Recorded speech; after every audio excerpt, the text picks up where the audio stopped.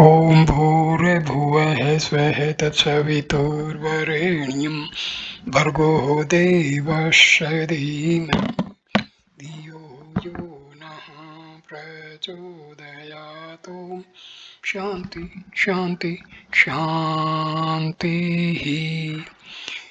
Namaskar, my dear friends. This is video number 15 on Talks with Swami Vivekananda. This video starts with chapter 2, Priyanath Sinha. Educative value of royal darbars, freedom and discipline. Swami Vivekananda's Catholicity, test of civilization. We evince a sad lack of restraint in conversation or any conjoint action such as music and so on. Everyone tries to put himself foremost. The jostling at railway or steamer stations is another illustration of this. A friend of Swamiji had a talk with him one day at the mutt on this subject. Swamiji remarked, "You see, we have an old adage, if your son is not inclined to study, put him in the darbars, sabha." The word sabha here does not mean social meetings, such as take place occasionally at people's houses. It means royal darbars. In the days of the independent kings of Bengal, they used to hold their courts mornings and evenings. There, all the affairs of the state were discussed in the morning, and as there were no newspapers at the time, the king used to converse with the leading gentry of the capital and gather from them all information regarding the people and the state.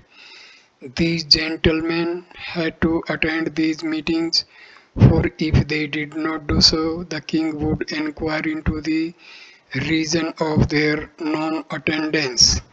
Such darbars were the centers of civilization in every country and not merely in ours. In the present day, the western part of India, especially Rajputana, are much better off in this respect than Bengal, as something similar to these old darbars still obtain there.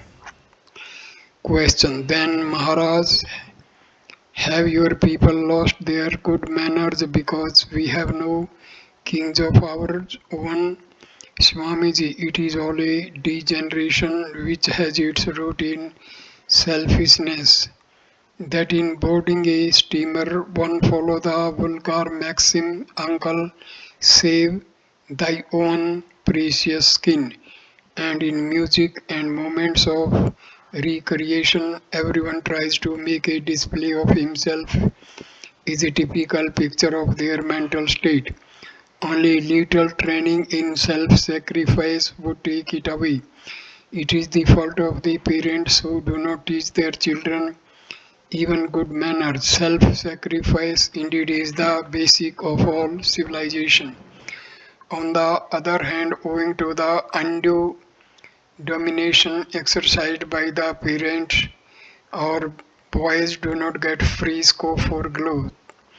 The parents consider singing as improper, but the son, when he hears a fine piece of music, at once sets his whole mind on how to learn it, and naturally he must look out for an ADD adda. Then again, it is a sin to smoke. So what else can the young man do than mix with the servants of the house to indulge in this habit in secret? In everyone there are infinite tendencies which requires proper scope for satisfaction. But in our country, that is not allowed, and to bring about a different order of things would require a fresh training of the parents. Such is the condition. What a pity. We have not yet developed a high grade of civilization, and in spite of this, our educated Babus want the British to hand over the government to them to manage. It makes me laugh and cry as well. Well, where is that martial spirit which at the very outset required one to know how to serve and obey and to practice self restraint? The martial spirit is not self assertion but self sacrifice.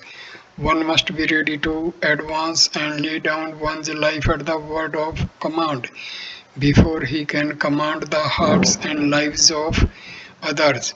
One must sacrifice himself first. A devotee of Sri Ramakrishna once passed some severe remarks in a book written by him against those who did not believe in Sri Ramakrishna as an incarnation of God. Swamiji summoned the writer to his presence and addressed him thus in a spirited manner.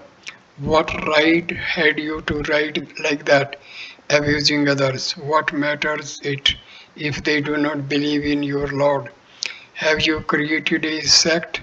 Are we Ramakrishnites that we should look upon anyone who will not worship him as our enemy? By your bigotry, you have only lowered him and made him small. If your Lord is God Himself, then you ought to know that in whatever name one is calling upon Him, it is His worship only. And who are you to abuse others? Do you think they will hear you if you inveigh against them? How foolish! You can only win others' hearts when you have sacrificed yourself to them. Otherwise, why should they hear you? Regaining his natural composure after a short while, Swamiji spoke in a sorrowful tone. Can anyone, my dear friend, have faith or resignation in the Lord unless he himself is a hero? Never can hatred and malice vanish from one's heart unless one becomes a hero and unless one is free from these. How can one become truly civilized? Where in this country is that sturdy manliness, that spirit of heroism? Alas, nowhere. Often have I looked for that, and I found only one instance of it, and only one. Question: in whom you found it, Swamiji? Swamiji, in JC. Alone I have seen that true resignation, that true spirit of a servant of the Lord, and what is not because he was ever ready to sacrifice himself that Sri Ramakrishna took upon himself all his responsibility. What a unique spirit of resignation to the Lord. I have not met his parallel. From him have I learned the lesson of self-surrender. So saying, Swamiji raised his folded hands to his head out of respect for him. The picture of Sri Krishna, the preacher of the Gita. What is meant by karma in the Gita? Egoism and self-surrender. Problem of evil. The value of sincerity. Origin of image. Worship. Tantri Tantrikism, harmony of yogas, reverence for women. Arrangements were being made for Swamiji's leaving India for America for the second time, 1899 AD. He had gone to Calcutta to see one of his friends and returning from there stopped for a few minutes at Balram Babu's house at Bagh Bazar. He then sent for another friend to accompany him to the mutt. The friend came and the following conversation took place between him and Swamiji. Swamiji, a very funny thing happened today. I went to a friend's house. He has had a picture painted, the subject of which is Sri Krishna addressing Arjuna on the battlefield of Kurukshetra. Sri Krishna is standing in the chariot, holding the reins in his hand and preaching the Gita to Arjuna. He showed me the picture and asked me how I liked it. Fairly well, I said, but as he insisted on having my criticism on it, I had to give my honest opinion by saying there is nothing in it to commend itself to me. First, because the chariot of the time of Sri Krishna was not like the modern pagoda shaped car, and also there is no expression in the figure of Sri Krishna. Question: was not the pagoda chariot in use then? Swamiji, don't you know that since the Buddhistic era there have been a great confusion in everything in our country? The kings never used to fight in pagoda chariots. There are chariots even today in Rajputana that greatly resemble the chariots of old. Have you seen the chariots in the pictures of Grecian mythology? They have two wheels and one mounts them from behind. If we had that sort of chariot, what good is it to paint a picture if the details are wrong? An historical picture comes up to a standard of excellence when, after making proper study and research, things are portrayed exactly as they were at that period. The truth must be represented, otherwise, the picture is nothing. In these days, our young men who go in for painting are generally those who were unsuccessful at the school and who have been given up at home as good for nothing. What work of art can you expect from them? To paint a really good picture requires as much talent as to produce a perfect drama. Question: how then should Sri Krishna be represented in the picture in question? Swamiji, Sri Krishna ought to be painted as he really was, the Gita personified, and the central idea of the Gita should radiate from his whole form as he was teaching the path of Dharma to Arjuna, who had been overcome by infatuation and cowardice. So saying, Swamiji posed himself in the way in which Sri Krishna should be portrayed and continued, look here. Thus does he hold the bridle of the horses so tight that they are brought to their haunches, with their forelegs fighting the air and their mouths gaping. This will show a tremendous play of action in the figure of Sri Krishna. His friend, the world-renowned hero, casting aside his bow and arrows, has sunk down like a cord on the chariot in the midst of the two armies, and Sri Krishna, whip in one hand and tightening the reins with the other, has turned himself towards Arjuna, with his childlike face beaming with unworldly love and sympathy and calm and serene looks, and is delivering the message of the Gita to his beloved comrade. Now tell me what idea this picture of the preacher of the Gita conveys to you. The friend: activity combined with a firmness and serenity. Swami: aye, that's it. Intense action in the whole body and withal a face expressing the profound calmness and serenity of the blue sky. This is the central idea of the Gita, to be calm and steadfast in all circumstances, with one's body, mind, and soul centered at his hallowed feet.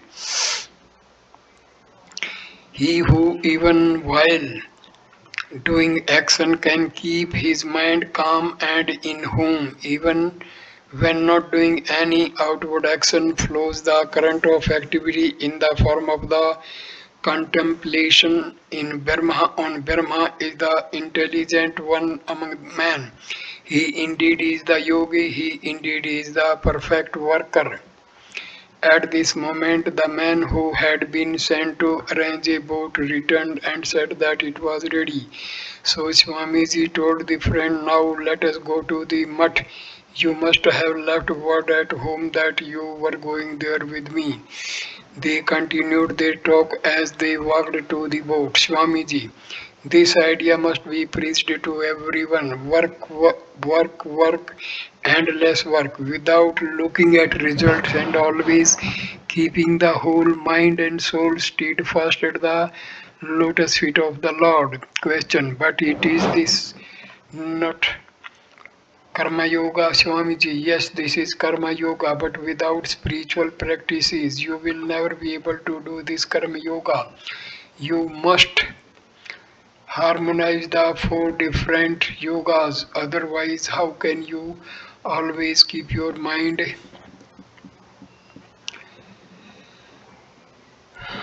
and heart wholly on the Lord?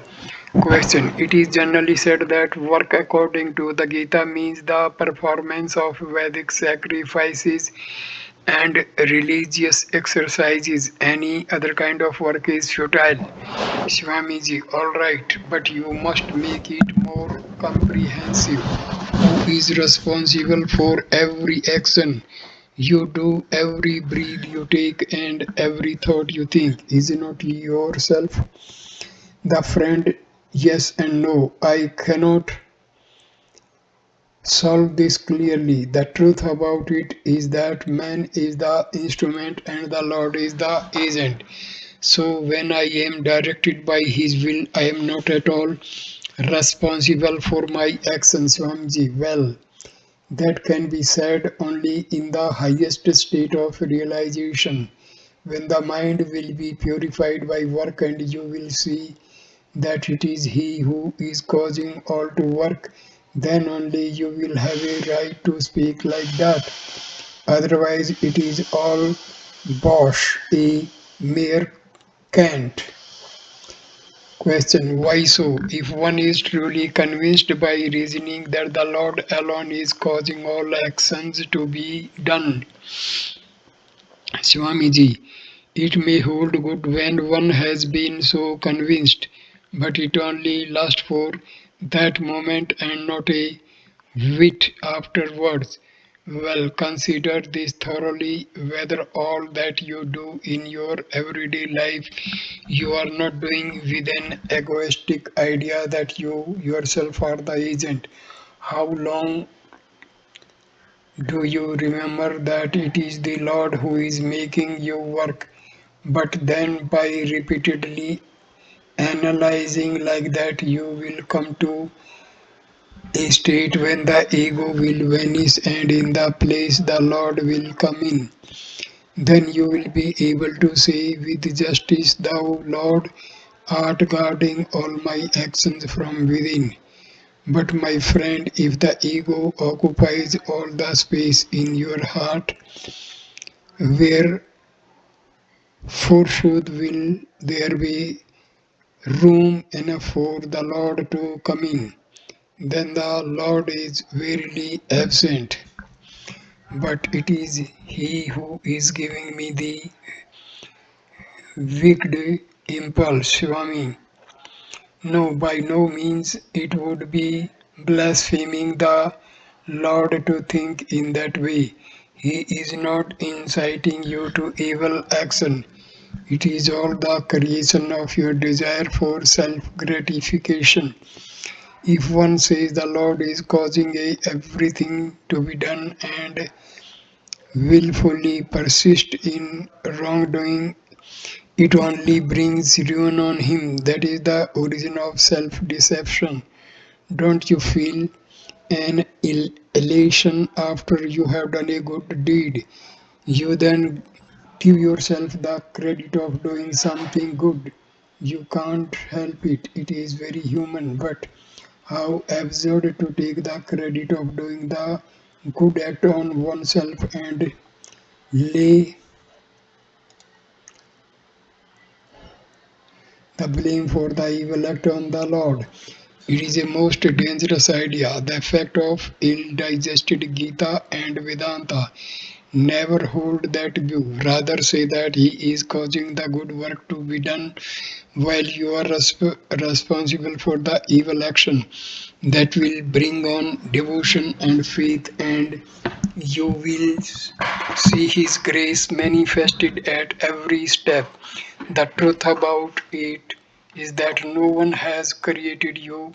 You have created yourself. This is discrimination. This is Vedanta, but one does not understand it before realization. Therefore, the aspirant should begin with the dualistic standpoint that the Lord is causing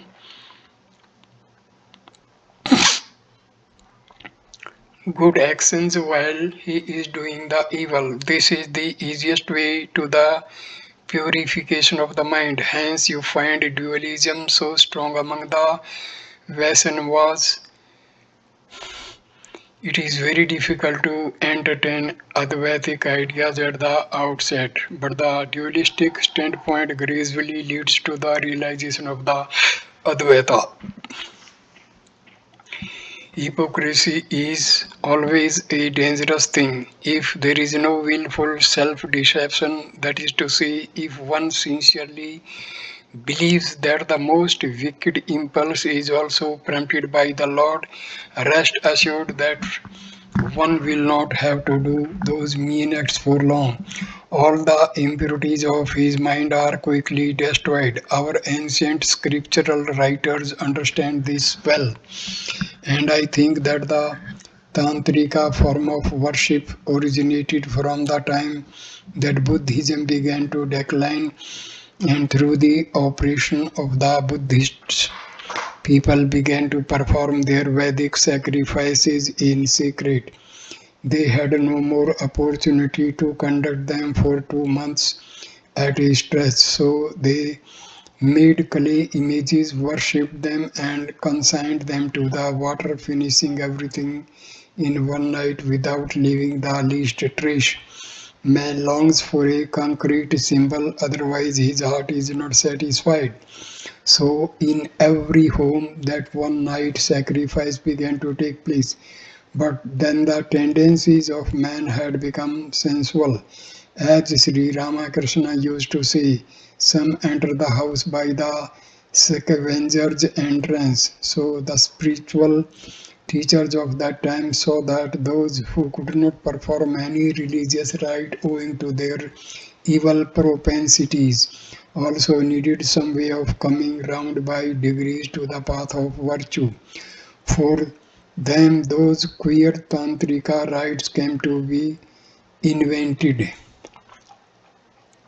Question.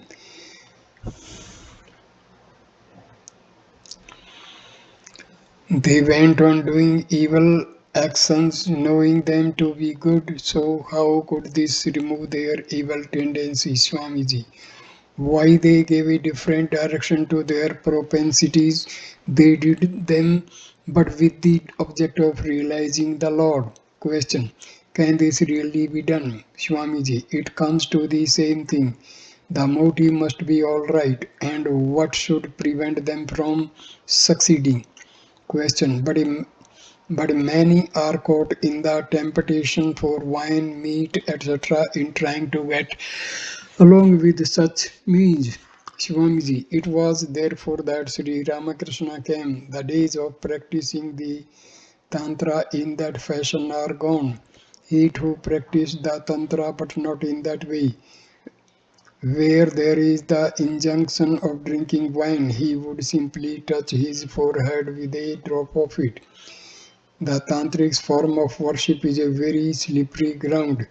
Hence I say that this province has had enough of the Tantra. Now it must go beyond. The Vedas should be studied. A harmony of the four kinds of yoga must be practiced, and absolute chastity must be preserved. Question. What do you mean by the harmony of your yogas, Swamiji? Discrimination between the real and the unreal, dispassion and devotion, work and practices in concentration, and along with these there must be a reverential attitude towards women. Question: how can one look with reverence on the women? Swamiji, well, they are the representations of the Divine Mother, and real well-being of India will commence from the day the worship of the Divine Mother will truly begin, and every man will sacrifice himself at the altar of the Mother. Question: Swamiji, in your boyhood, when we asked you to marry, you would reply, I won't, but you will see what I shall become. You have actually verified your words, Swamiji. Yes, dear brother, you saw how I was in want of food and had to work hard besides. Oh, the tremendous labor.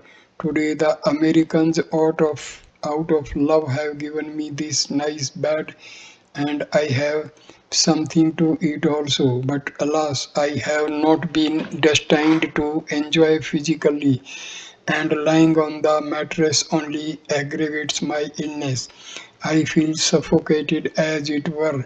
I have to come down and lie on the floor for myself. Third part: reminiscences, the problem of families in India and self-sacrificing workers.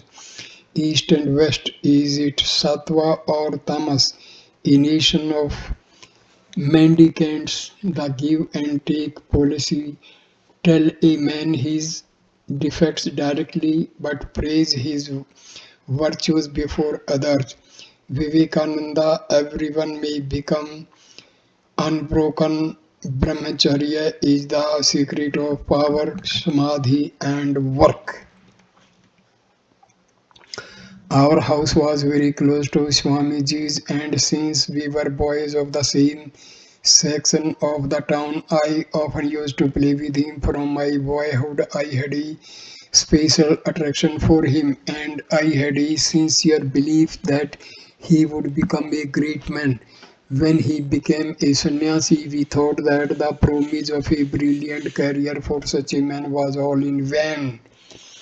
Afterwards, when he went to America, I read in newspapers reports of his lectures at the Chicago Parliament of Religions and others delivered in various places of America, and I thought that fire can never remain hidden under a cloth.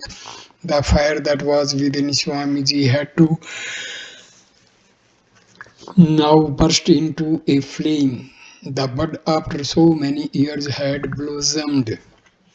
After a time, I came to know that he had returned to India and had been delivering fiery lectures at Madras. I read them and wondered that such sublime truth existed in the Hindu religion and that they could be explained so lucidly.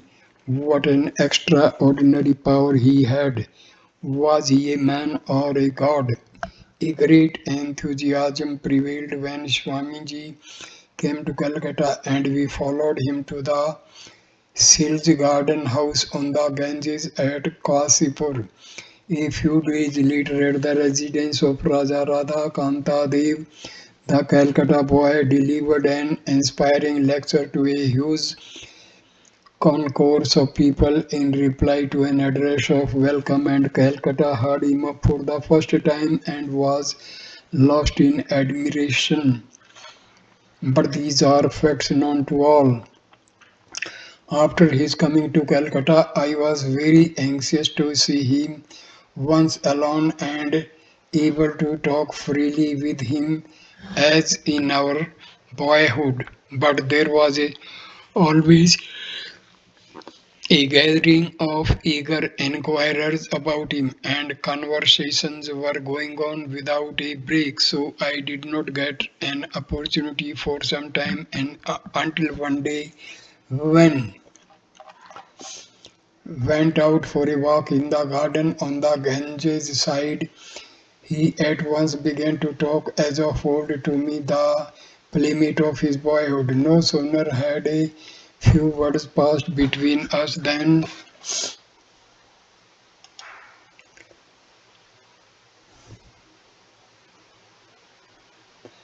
Repeated calls came, informing him that many gentlemen had come to see him. He became a little impatient at last and told the messenger, "Give me a little respite, my son. Let me speak a few words with this companion of my boyhood. Let him stay in the open air for a while.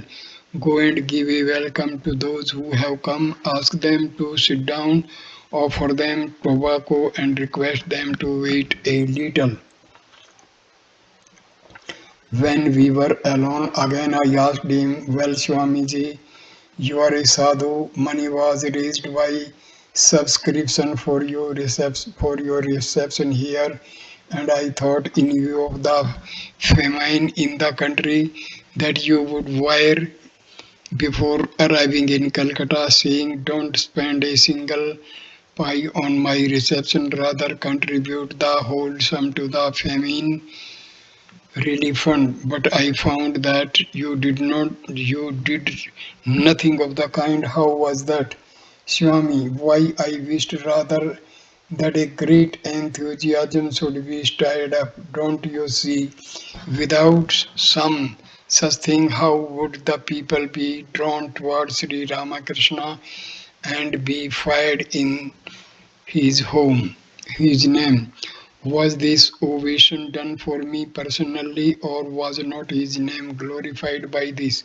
See how much thirst has been created in the minds of men to know about him. Now they will come to know of him gradually and will not that the conductive to the good of the country. If the people do not know him who came for the welfare of the country, how can good befall them?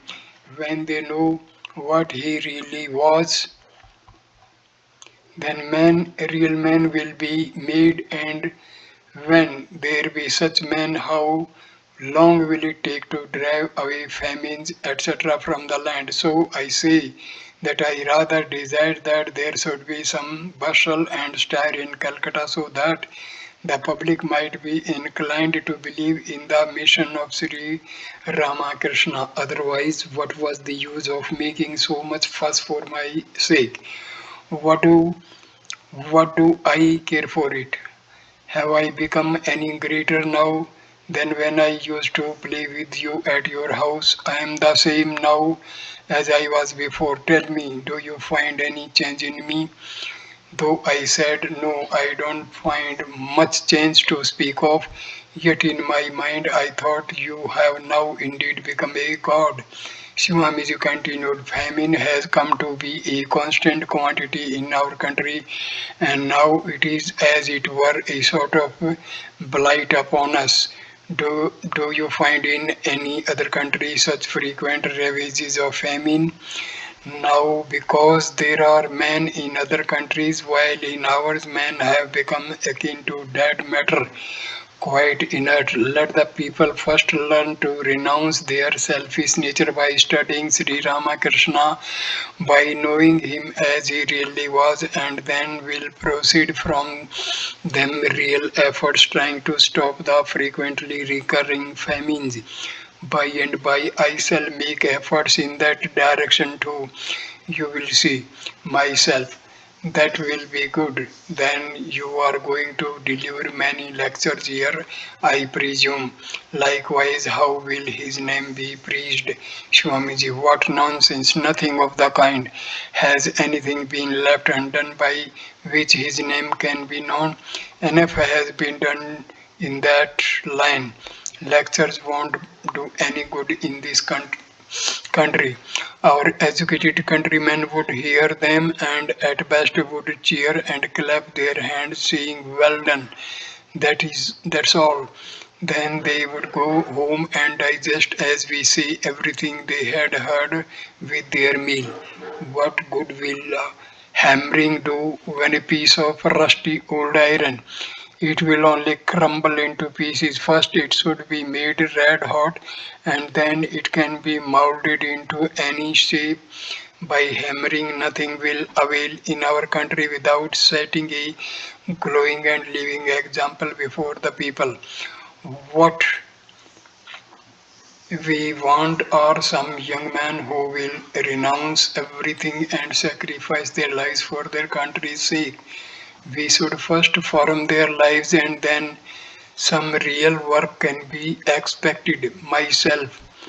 Well, Swamiji, it has always puzzled me that while men of our country, unable to understand their own religion, were embracing alien religions such as Christianity, Mohammedanism, etc. You, instead of doing anything for them, went over to England and America to preach Hinduism. Swamiji, don't you see that circumstances have changed now? Have the men of our country the power left in them to take up and practice true religion?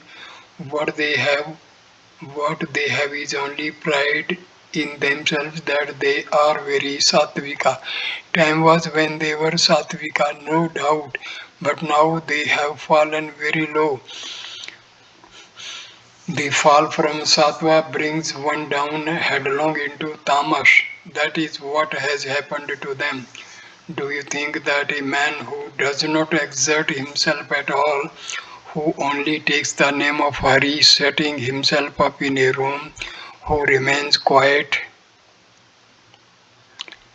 and indifferent even when seeing a huge amount of wrong and violence done to others before his very eyes possess the quality of sattva? Nothing of the kind. He is only enshrouded in dark tamas.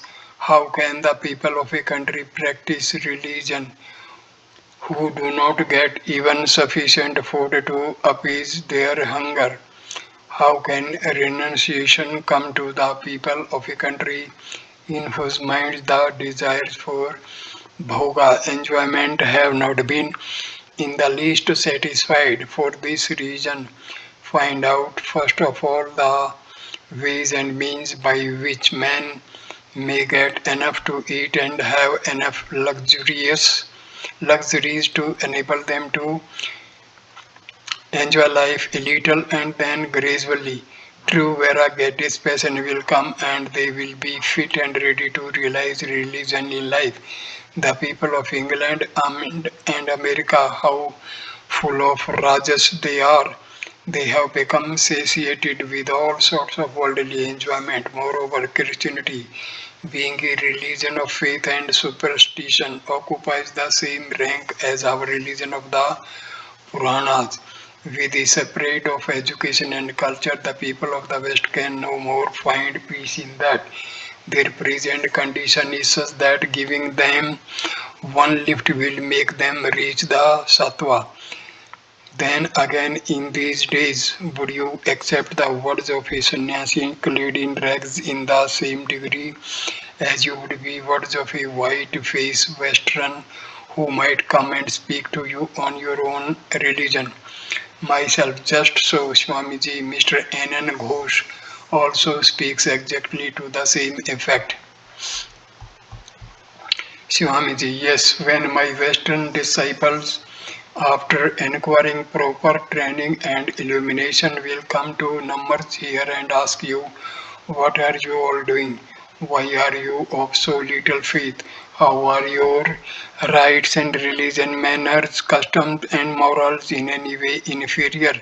We even regard your religion to be the highest. Then you will see that lots of our big and influential folk will hear them. Thus, they will be able to do immense good to this country. Do not think for a moment that they will come to take up the position of teachers of religion to you. They will no doubt be your guru regarding practical science, etc., for the improvement of material conditions, and the people of our country will be their guru in everything pertaining to religion. This relation of guru and disciple in the domain of religion will forever exist between India and the rest of the world. Myself, how can that be, Swamiji? Considering the feeling of hatred with which they look upon us, it does not seem probable that they will ever do good to us purely from an unselfish motive.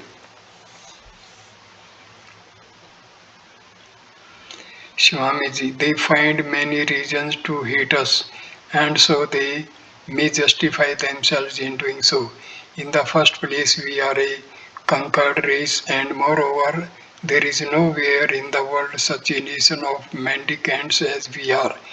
The masses who comprise the lowest caste through ages of constant tyranny of the higher caste and by being treated by them with blows and kicks at every step they took have totally lost their manliness and become like professional beggars, and those who are removed one stage higher than these, having read a few pages of English, hang about the threshold of public offices with petitions in their hands. In the case of a post of 20 or 30 rupees falling weekend, 500 B's and M's will apply for it. And dear me, how curiously worded these petitions are. I have nothing to eat at home. Sir, my wife and children are starving. I most humbly implore you, sir, to give me some means to provide for myself and my family, or we shall die of starvation.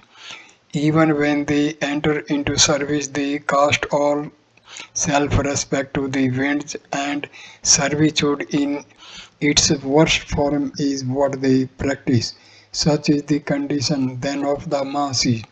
The highly educated, prominent men among you form themselves into societies and clamor at the top of their voices. Alas, India is going to ruin day by day. O English rulers, admit our countrymen to the higher offices of the state, relieve us from famines, and so on, thus rending the air day and night with the eternal cry of give and give. The burden of all their speeches, give to us, give more to us, O Englishmen. Dear me, what more will they give to you? They have given railway, telegraphs, well ordered administration to the country, have almost entirely suppressed robbers, have given education in science. What more will they give?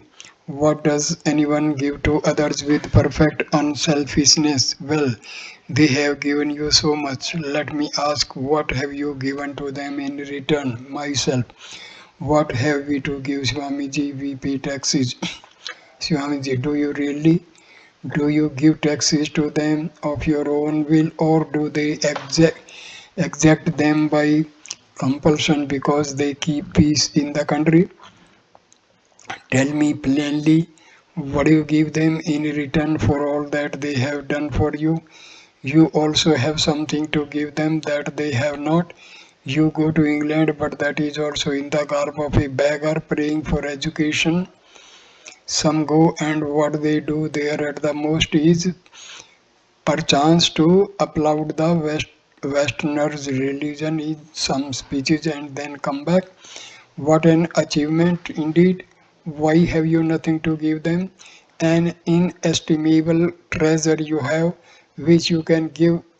Give them your religion, give them your philosophy, study the history of the whole world, and you will see that every high ideal you meet with anywhere had its origin in India. From time immemorial, India has been the mine of precious ideas to human society, giving birth to high ideas herself.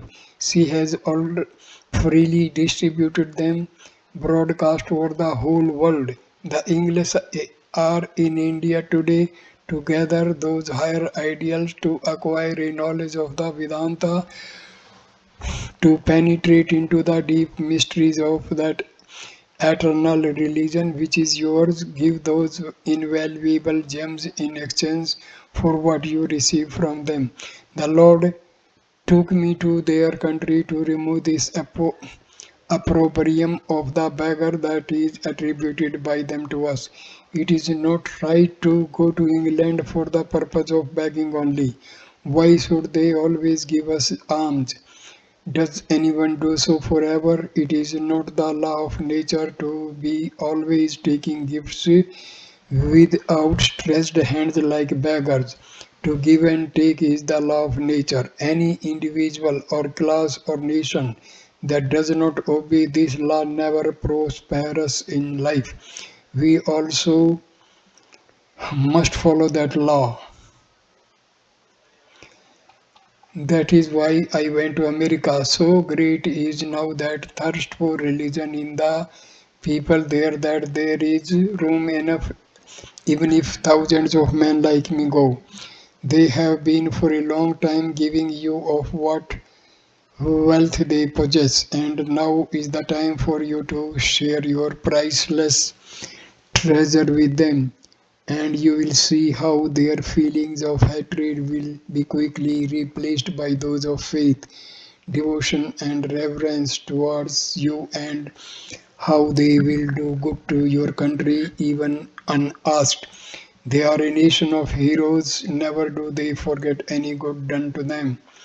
Myself, well, Swamiji, in your lectures in the West, you have frequently and eloquently dwelt on our characteristic talents and virtues, and many convincing proofs you have put forward to show our whole souled love of religion. But now you say that we have become full of tamas, and at the same time you are accrediting us as the teachers of the eternal religion of the rishis to the world. How is that, Swamiji? Do you mean to say that I should go about from country to country, expatiating on your feelings before the public? Should I not rather hold up before them the characteristic virtues that mark you as a nation? It is always good to tell a man his defects in a direct way and in a friendly spirit to make him convinced of them so that he might correct himself. But you should trumpet forth his virtues before others.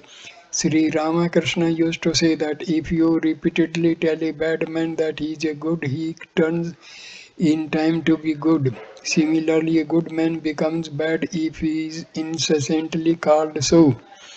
There in the West, I have said enough to the people of their shortcomings. Mind up to my time, and who went over to the West from our country have sung paeans to them in praise of their virtues and have trumpeted our only blemishes to their ears. Consequently, it is no wonder that they have learned to hate us. For this reason, I have laid before them your virtues and pointed them their vices, just as I am now telling you of your weaknesses and their good points. However, full of tamas, you may have become something of the nature of the ancient rishis. However little it may be, is undoubtedly in you still, at least the framework of it. But that does not show that one should be in a hurry to take up at once the role of a teacher of religion and go over the West to preach it. First of all, one must completely mold one's religious life in solitude, must be perfect in renunciation, and must preserve brahmacharya without a break. The tamas has entered into you. What of that cannot the tamas be destroyed? It can be done in less than no time. It was for the destruction of the tamas that Bhagwan Sri Ramakrishna came to us, myself. But who can aspire be like you, Swamiji? Swamiji, do you think that there will be no more Vivekanandas after I die? That batch of young men who came and played music before me a little while ago, whom you all despise for being addicted to intoxicating drugs and look upon as worthless fellows, if the Lord wishes, each and every one of them may become a Vivekananda. There will be no lack of Vivekanandas if the world needs them. Thousands and millions of Vivekanandas will appear from where, who knows. Know for certain that the work done by me is not the work of Vivekananda, it is his work, the Lord's own work. If one governor general retires, another is sure to be sent in his place by the emperor.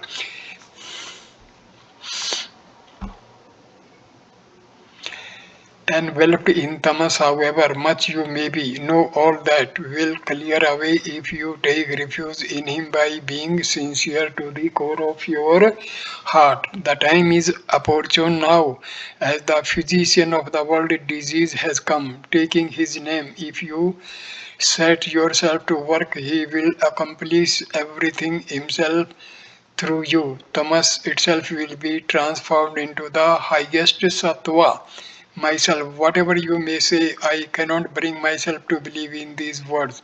Who can come by that oratorial power of expounding philosophy which you have, Swamiji? You don't know. That power may come to all. That power comes to him who observes unbroken brahmacharya for a period of 12 years with the sole object of realizing God. I have practiced that kind of brahmacharya myself, and so a screen has been removed as it were from my brain.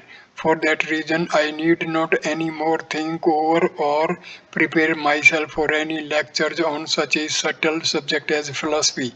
Suppose I have to lecture tomorrow, all that I shall speak about will pass tonight before my eyes like so many pictures, and the next day I put into words during my lectures all those things that I saw.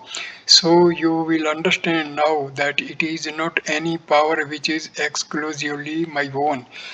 Whoever will practice unbroken brahmacharya for 12 years will surely have it. If you do so, you too will get it. Our shastras do not say that only such and such a person will get it and not others. Myself. Do you remember Swamiji, one day before you took sannyasa, we were sitting in the house of so and so, and you were trying to explain the mystery of samadhi to us.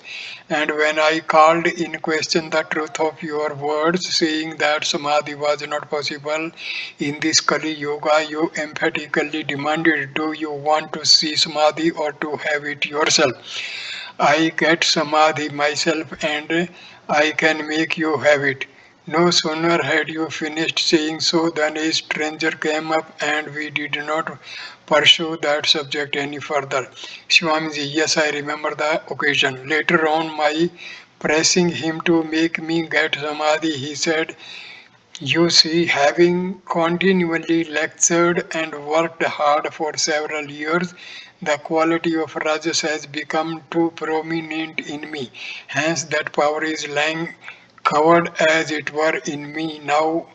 If I leave all work and go to Himalayas and meditate in solitude for some time, then that power will again come out in me.